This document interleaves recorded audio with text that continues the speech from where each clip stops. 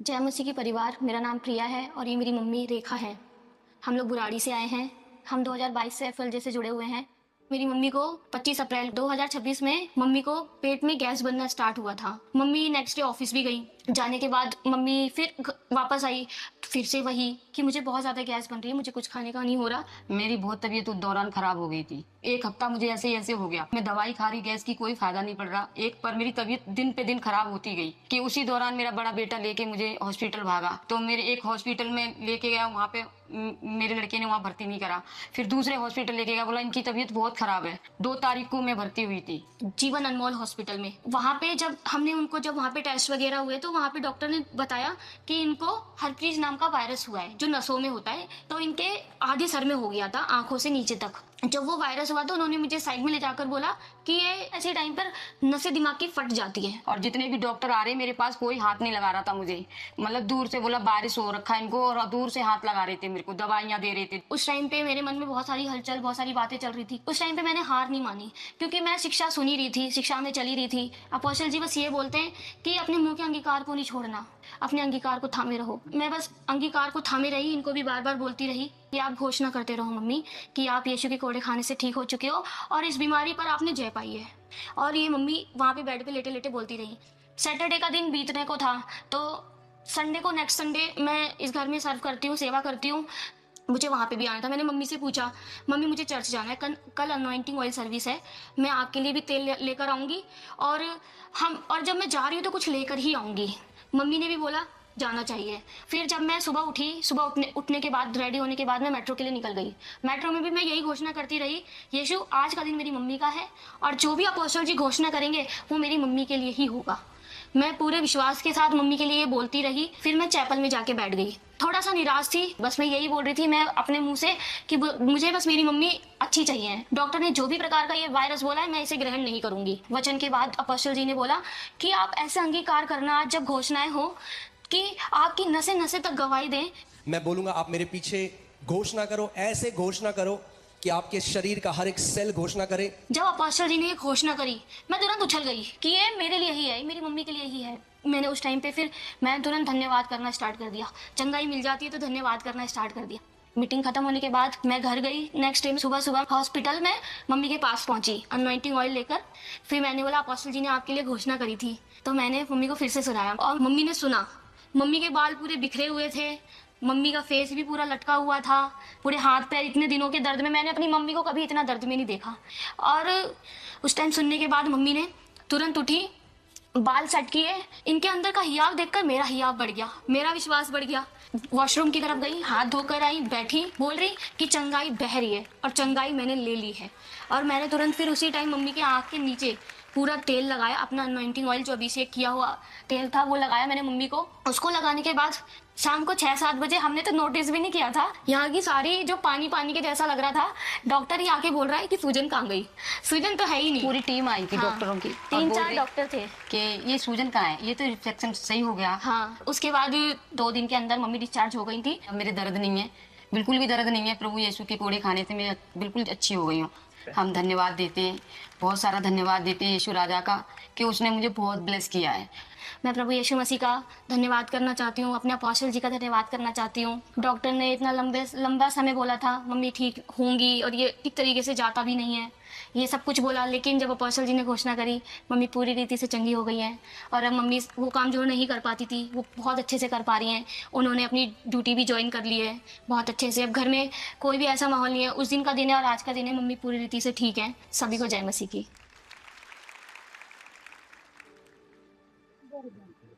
जय मसीह परिवार। मेरा नाम कुंती है और ये मेरी बेटी वंशिका है। 2024 में मेरी बेटी वंशिका को इसको टाइफाइड हुआ अचानक से और पीलिया हुआ। तो मैं एक बार सो गई थी शाम को 4 बजे समथिंग। तो मैं 6 बजे उठी तो मुझे एकदम से बहुत ज़्यादा फीवर था।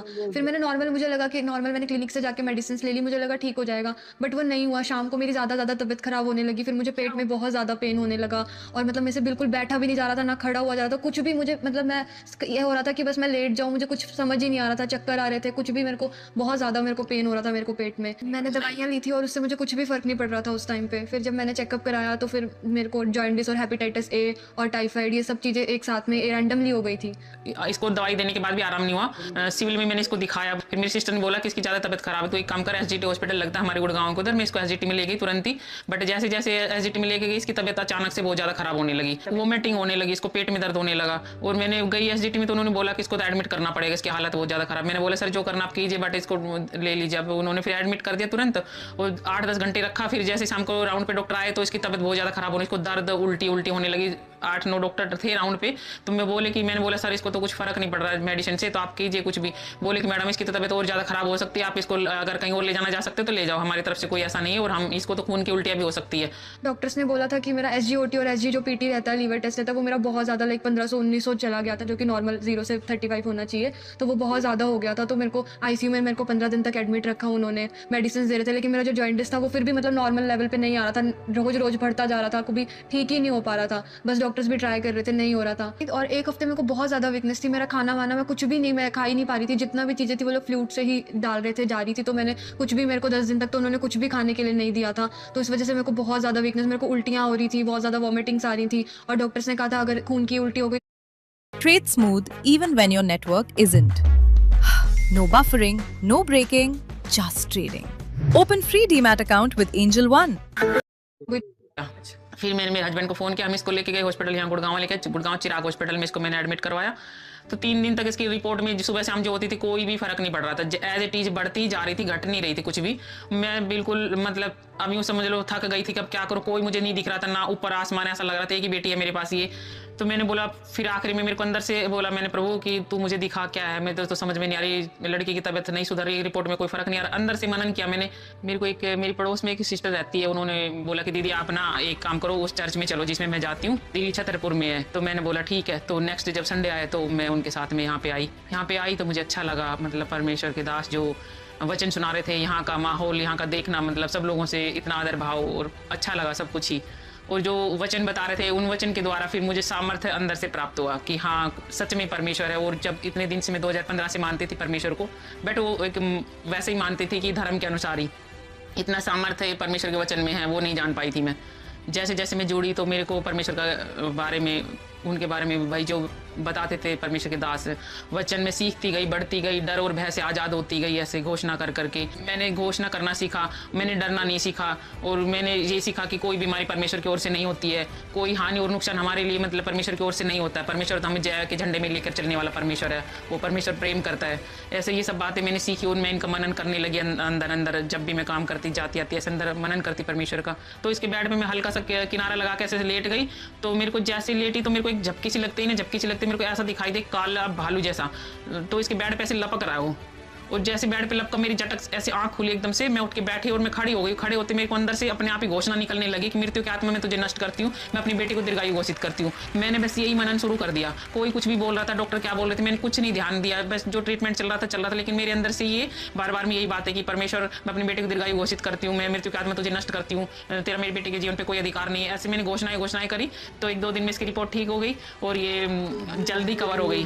तो मेरे को डॉक्टर्स ने कहा कि मेरे को 6 महीने तक अभी बहुत ज़्यादा परहेज रखना है, हर चीज़ों से, फास्ट फूड या बाहर का या कुछ भी तला हुआ मैं नहीं खा सकती थी, सिंपल खाना खाना है। बट जैसे मैंने घोषणा करनी स्टार्ट की तो थोड़े टाइम बाद ही मैं बहुत जल्दी मैंने रिकवरी अपने अंदर देखी कि मैं अच्छे से अब हर चीज़ खा रही हूँ, मतलब लाइक इन 15-20 डेज मंथ के अंदर मैं हर चीज़ खाने लगी थी, खाना रोटी सब्जी बहुत अच्छे से, क्योंकि वो उन्होंने कहा था कि अभी बहुत लाइट डाइट लेनी है, लेकिन मैं बहुत अच्छे से मैंने जल्दी से रिकवर किया प्रभु की घोषणा की वजह से, और मैं अच्छे से खाना खाने लगी और हॉस्टल का खाना भी खा के और हर चीज़। लेकिन अभी मैं बहुत पूरा ईयर हो गया मेरे को, कोई मैं बीमार नहीं हुई हूँ, मैं बिल्कुल अब चंगी हो चुकी हूँ प्रभु यीशु मसीह के कोड़े खाने से। प्रभु का बहुत ज़्यादा मैं धन्यवाद करती हूँ कि मैं अब बहुत बिल्कुल हेल्दी हो चुकी हूँ, स्वस्थ हूँ, मेरे को कोई बीमारी नहीं है, मैं अच्छे से अपना कॉलेज जा रही हूँ, मेरे को पूरा ईयर हो गया, मेरे को कोई बीमारी नहीं है। जहाँ डॉक्टर्स ने मेरे को बोला था कि मुझे परहेज करना है, 6 महीने तक मैं बाहर नहीं सर्वाइव कर सकती, मैं अच्छे से अपने हॉस्टल का खाना खाती हूँ, हेल्दी रहती हूँ, और मतलब मैं अपनी लाइफ में बहुत अच्छा, अब मेरे प्रभु ने मेरे को बहुत ऐसे मेरे को ब्लेस किया है प्रभु ने। मैं प्रभु के दास का धन्यवाद करती हूँ कि उनकी शिक्षाओं से हमने जो सीखा, घोषणा करना सीखा, और बहुत धन्यवाद करती हूँ उनके द्वारा जो हमें शिक्षा मिली। प्रभु का बहुत बहुत धन्यवाद, प्रभु के दास का भी बहुत बहुत धन्यवाद। जय मसीह की।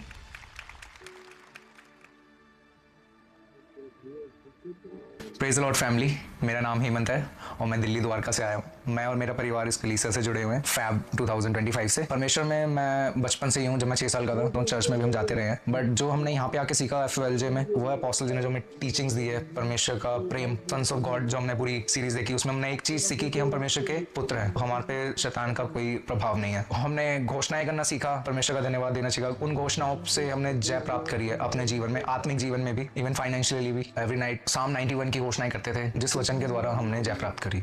संडे 5 तारीख को हम सोए हुए थे चर्च आने के लिए, तैयार होने के लिए, तो हम रात को जल्दी सो गए थे। सो तकरीबन 2 बजे हमारे घर में चोर एंटर होते हैं, जो हमारे रूम से पिछले वाले गेट से एंटर हुए थे, क्योंकि हमारा रूम जो है पीछे एक गली से कनेक्ट होता है, वहाँ पे एक छोटा सा एक लोहे का गेट है। सो वो जाली तोड़ के एंटर हुए। उन्होंने हमारे रूम में काफ़ी चीज़ें फैलाई, एक अलमीरा, उसके सारे कपड़े निकाले, और उन्होंने वो हर चीज़ करी होगी जहाँ तक वो जा सकते थे। उन लोगों ने हमारे रूम का मेन गेट खोला और हॉल में गए, मम्मी के रूम की कुंडी लगा दी बाहर से, और हमारे घर का मेन गेट खोल दिया ताकि वो ईजिली भाग सके। तो मेरी वाइफ सो रही थी, वो उठती हैं तो उनको दिखाई देता है कि कोई रूम में है। सो उन्होंने उठने को बोला। सो फर्स्ट टाइम मैं नहीं उठा, जब उन्होंने सेकंड टाइम मुझे बोला कि उठो चोर है, तो मैं उठा और मैं उनके पीछे भागा। एक टाइम पे वो गायब हो गए। तो तकरीबन 10 मिनट बाद मैं अपने घर वापस आया, तो मैंने अपनी पूरी फैमिली को देखा, वो सब हॉल में इकट्ठा थे। तो मैंने अपनी पूरी फैमिली से पूछा कि सब ठीक है, तो उन्होंने बोला ऑल ओके, बट आपका एक फोन नहीं है, ईयरबड्स और एक पावर बैंक वो लोग चुरा के ले गए हैं, बाकी सब ठीक है। सो मैं रूम में एंटर हुआ, तो रूम काफी फैला हुआ था। तो ये सारी चीजें जब हुई, हम डरे नहीं थे उस टाइम पे, क्योंकि अपोस्टल जी की जो टीचिंग्स थी ना, वो हमारे साथ थी। और उस टाइम पे हमने एक छोटी सी प्रेयर करी और परमेश्वर का धन्यवाद दिया, जो मैंने अपनी लाइफ में कभी चीज नोटिस नहीं करी थी। सो मैंने अपनी वाइफ और बेटे को किया, तो सारी अलमारी के कपड़े निकले हुए थे, सब कुछ फैला हुआ था। उन्होंने साइड में पर्दा भी फाड़ा हुआ था। मैंने बोला कि हम कपड़े लगाते हैं, क्योंकि हमें चर्च भी जाना है और इस बारे में हम किसी से कोई बात नहीं करेंगे। फिर हम सब कपड़े लगाने लगे। इस बीच कपड़ों के नीचे ना हमें एक चाकू मिला। अब तक तो हम नहीं डरे हुए थे, लेकिन जब वो हमने चाकू देखा तो थोड़ा सा हमें डर लगा। मेरी वाइफ के और मेरे आंसू निकल गए उस टाइम पे। वो शायद कुछ भी कर सकते थे उस टाइम ना, किसी को भी वो हार्म कर सकते थे, बट ऐसा कुछ नहीं हुआ। तब तक कंटिन्यूसली मेरे फोन पे हम फोन करते रहे, तकरीबन 1 घंटे तक फोन स्विच ऑफ था। आईफोन था, जब तक पुलिस का इंटरफेयर नहीं होता वो चीज़ मिलना बहुत मुश्किल था। सुबह के 4 बजते हैं और मेरी वाइफ के फोन में अलार्म बजता है, क्योंकि मुझे चर्च आना होता है, तो मैं मॉर्निंग में जल्दी उठता हूँ 4 बजे। मैंने वो ऑफ किया, तो परमेश्वर ने तब मुझसे बात करी कि आप कॉल कर। मैंने अपने फोन पे फोन किया, वो फोन फर्स्ट रिंग में ही बज गया। सो किसी भाई ने उठाया, तो वो ऑलरेडी ड्रंक था, तो उन्होंने बोला कि कोई मुझे 500 रुपये में वो फोन देके गया है। सो मैंने उस भाई को बोला, भाई आप जहाँ भी हो आप वहीं रुको, मैं आपके पास आ रहा हूँ, मैं आपको पैसे दूंगा, बट मेरा फोन मुझे वापस कर दो। उस भाई ने मुझे एक पास में एक चौक पे बोला, वो आया, फिर मैंने उससे अपना फोन लिया, जो चीज़ मेरी थी वो चीज़ मुझे वापस मिल गई। मैं अपने घर वापस आया और परमेश्वर का सिर्फ धन्यवाद दिया, क्योंकि इस बीच मेरे दिमाग में 1% चीज़ नहीं आ रही थी कि किसी ने मेरे घर में चोरी कर ली, या फिर मुझे कहीं पुलिस स्टेशन जाना चाहिए, या अपने रिलेटिव्स को बुलाना चाहिए कि मेरे साथ कुछ मिस हैपनिंग हुई है। बस मेरे दिमाग में एक चीज़ चल रही थी कि आज संडे है, तो मैं कैसे अपनी टीम से कनेक्ट होऊंगा, क्योंकि मैं सर्व करता हूँ संडे को। 1% ये नहीं था नेगेटिव चीज़ कि मेरे साथ ये हो गया वो हो गया। ना ही परमेश्वर ने हमें प्रोटेक्ट करा, उन चीज़ों से भी बचाया जो मिस हैपनिंग हो सकती थी, और जो मेरी चीज़ थी खोई थी, मुझे वो परमेश्वर ने वापस दिलवाई। और ये चीज़ बहुत ही मुश्किल है, रेयर। सो वो चीज़ मेरे साथ हुई, क्योंकि परमेश्वर का वचन भजन सही था 91 बोलता है, जो परम प्रधान परमेश्वर की छाया में स्थान करता है वह सर्वशक्तिमान की छाया में ठिकाना पाएगा। सो मैं परमेश्वर का धन्यवाद देता हूँ, मैं उस स्थान में मौजूद हूँ, उस कलीसिया से जुड़ा हुआ हूँ जहाँ अपोस्टल अंकित सजवान जी मौजूद हैं। वो अपनी टीचिंग से हमें सिखाते हैं कि हमें हर एक परिस्थिति में उस परमेश्वर का धन्यवाद देना चाहिए जो मैंने और मेरी फैमिली ने दिया। जैसे अपोस्टल जी बोलते हैं, हम आत्मिक गोशेन में हैं, कोई भी हानि हमारे पर नहीं होगी, ना कोई दुष्ट आत्मा का प्रभाव हम पर होगा। वो चीज़ मैंने और मेरी फैमिली ने उस टाइम पे रियलाइज करा कि परमेश्वर हमारे साथ था, परमेश्वर का वचन और वो घोषणाएं जो हमने सीखी है वो सब हमारे साथ थी, जिन्होंने हमारी प्रोटेक्शंस करी।